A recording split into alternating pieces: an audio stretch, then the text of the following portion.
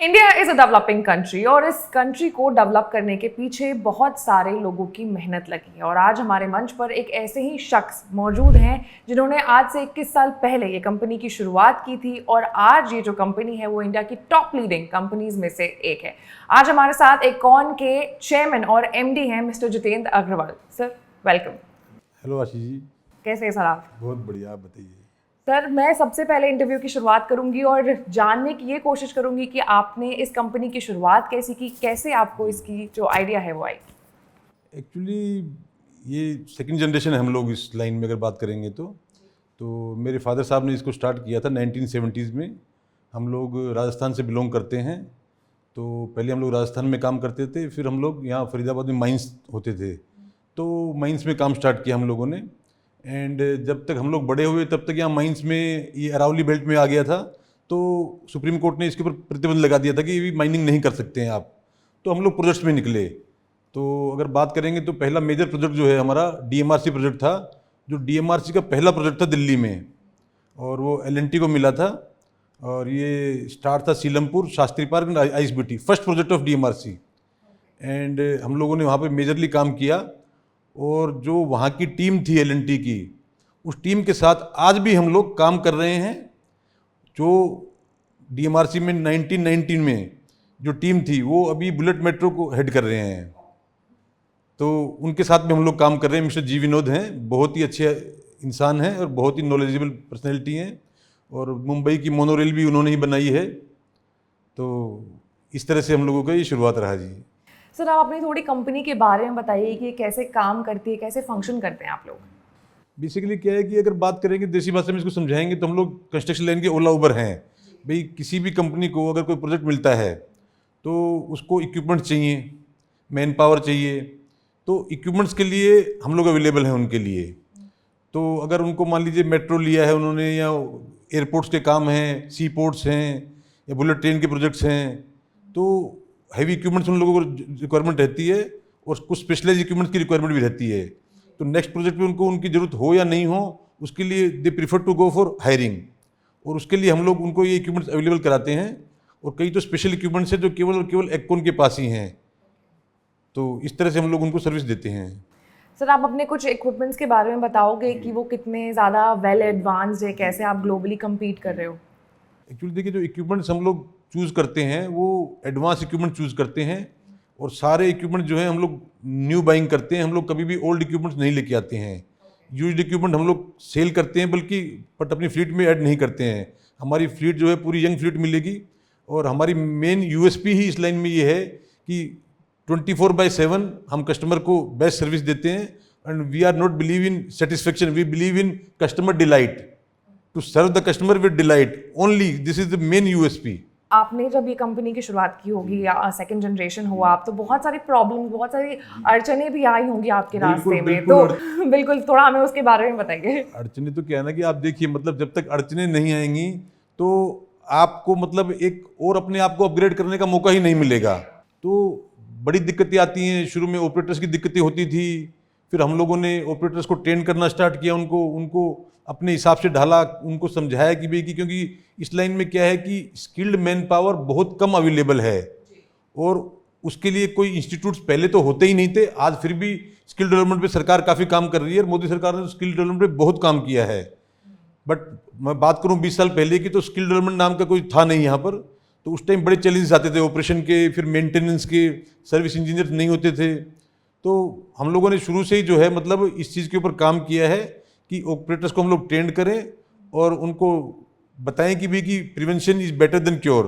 तो मशीन ख़राब होने से पहले ही हम उसको दुरुस्त रखें, कि जिससे कि हमारे कस्टमर को अवेलेबिलिटी हम लोग 24/7 की दे पाएँ। बिल्कुल, और जैसा इंटरव्यू की शुरुआत में मैंने मेंशन किया था कि इंडिया एक डेवलपिंग कंट्री है, बहुत सारे प्रोजेक्ट्स हैं इंडिया में जो भी चल रहे हैं, तो उस हिसाब से आप लोगों को डिमांड भी आती होगी। तो कैसे डिमांड सप्लाई वो चैनल कैसे मीट करते हैं आप? एक्चुअली देखिए, डिमांड की बात तो ये है, जब से मोदी सरकार आई है 2014 से, जी, मतलब we are blessed that we are into infrastructure rental business. So हमें मतलब ये देख लीजिए, पिछले 10 साल में पीछे मुड़ के देखना नहीं पड़ा कि भाई कि ये इक्विपमेंट हम लोग कहाँ लगाएंगे।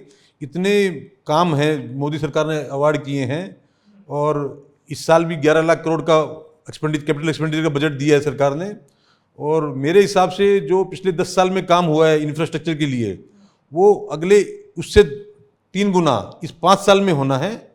ऑलरेडी 100 डेज में मोदी सरकार ने अप्रूव भी कर दिया है कि हम लोग बड़ी तेज स्पीड से इंफ्रा के ऊपर खर्च करने वाले हैं।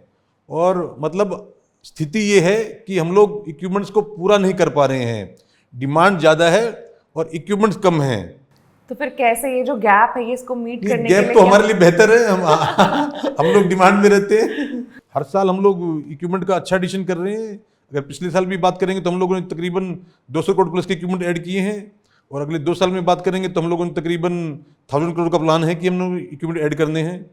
टोटल अगर इंडिया की जीडीपी की बात मैं करूं तो ये जो सेक्टर है वो कितना जीडीपी की तरफ मतलब प्रमोट करता है, कितना हिस्सेदारी है उनकी? 3.2% के करीब जो है जीडीपी में पार्टिसिपेशन है इंफ्रा इंडस्ट्री का जी। And infra is major driving factor of the economy.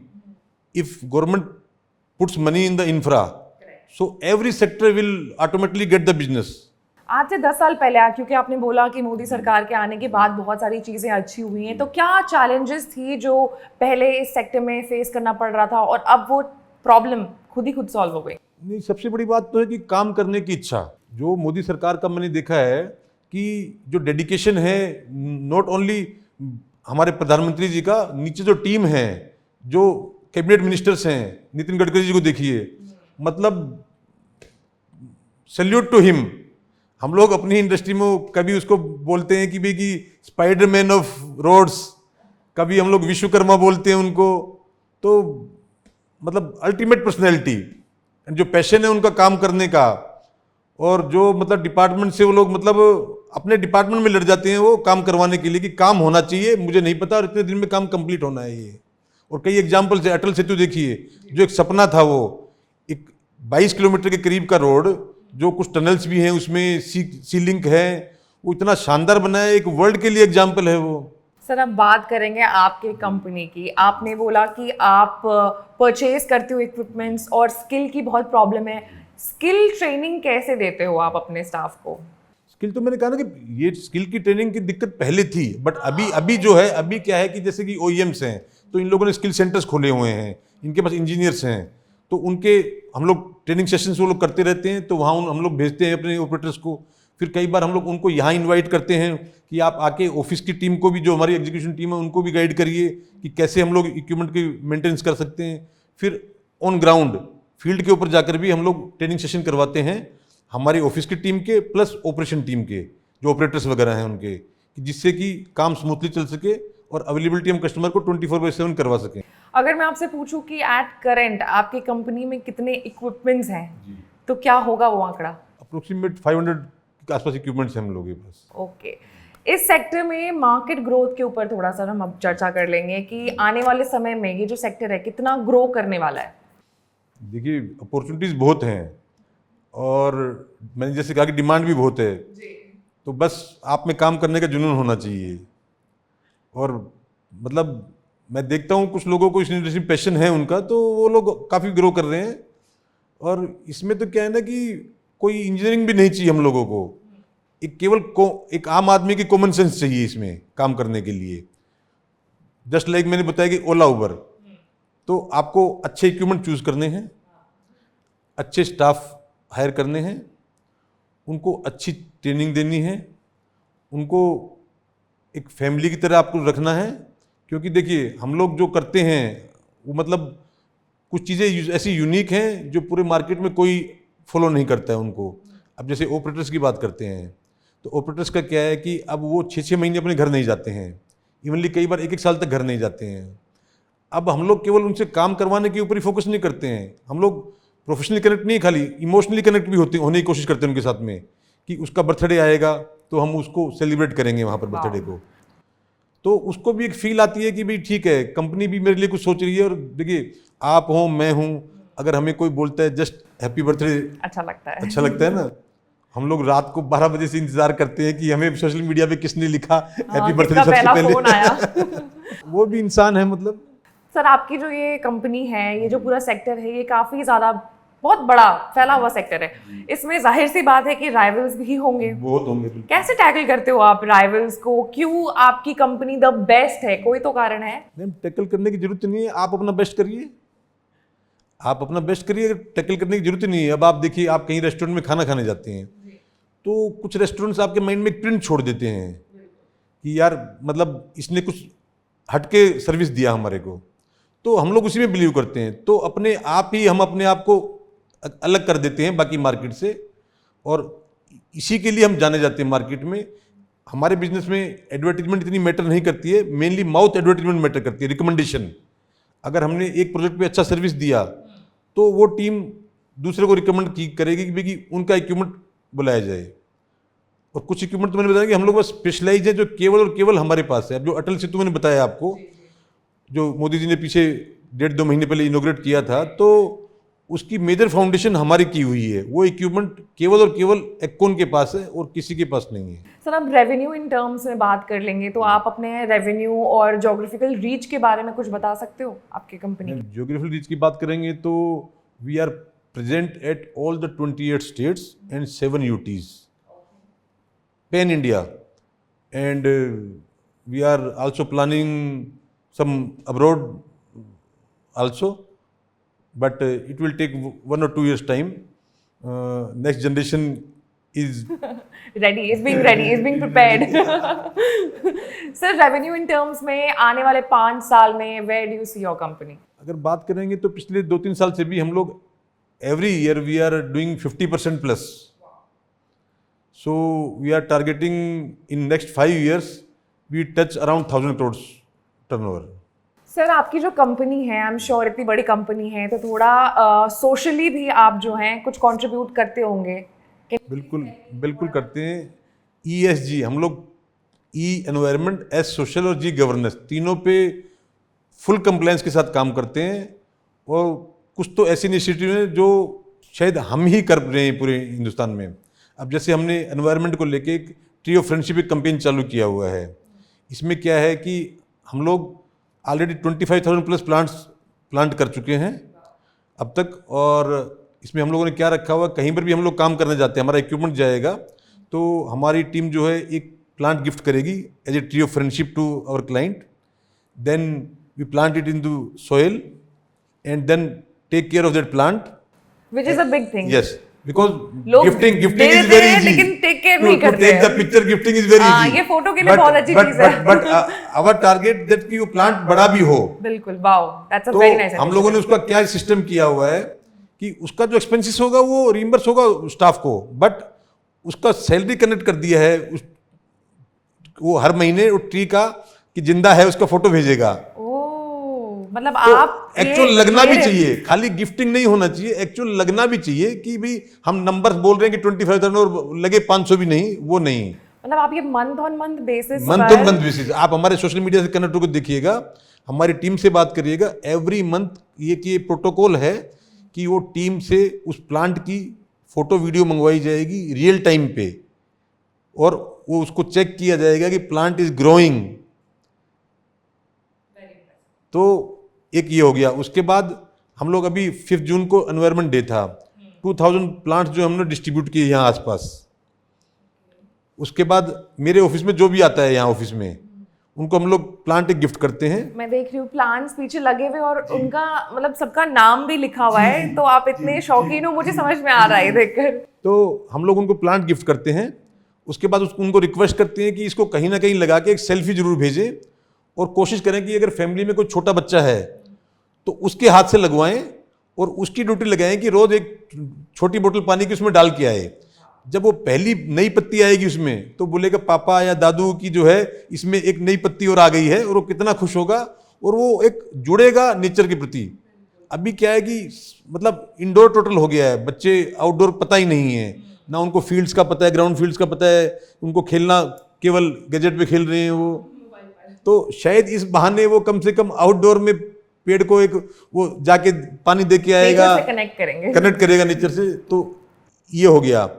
उसके बाद बात करते हैं सोशली की। तो जैसे मैंने बताया कि ऑपरेटर का हम लोग बर्थडे सेलिब्रेट करते हैं। फिर जो भी अनमेरिड स्टाफ है हमारा, उसके लिए हमने एक सिस्टम बनाया हुआ है कि अगर उसको 1 साल हो गया तो उसको 2000 पर मंथ का हम लोग एक्स्ट्रा कंट्रीब्यूशन देंगे मैरिज के टाइम पे। उसके 2 साल हो गए तो 3000 रुपये मिलेगा उसको पर मंथ का कैलकुलेशन होगा। 5 साल हो गए ऐसे, मतलब हम लोगों ने टारगेट किया हुआ है कि भी उसका कैलकुलेशन होगा मैरिज, अगर उसने 5 साल काम किया तो अच्छा कॉर्पस उसके लिए जमा हो जाएगा और उसको गिफ्ट दिया जाएगा। सेम हम लोग यही फीमेल एम्प्लॉयज़ के लिए कर रहे हैं मैरिज के लिए। फिर अगर किसी की भी गर्ल चाइल्ड पैदा हुआ 10,000 का हम लोग उसको चेक देते हैं।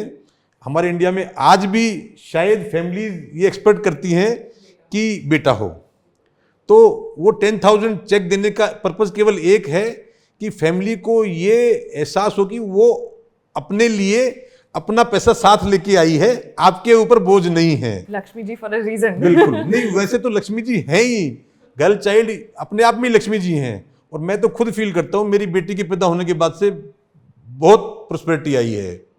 मेरी शादी के बाद भी आई, जब मेरी वाइफ ने कदम रखा, और उसके बाद मेरी बेटी पैदा हुई तो भी मतलब, और मेरी बेटी पैदा होने के पहले से, मेरा पहला बड़ा बेटा है, मैंने वाइफ को बोल दिया था कि मुझे जो है बेटी ही चाहिए और बेटी ही होगी, और गॉड ने ब्लेस किया कि बेटी ही हुई। उसका नाम भी मैंने परी रखा हुआ है।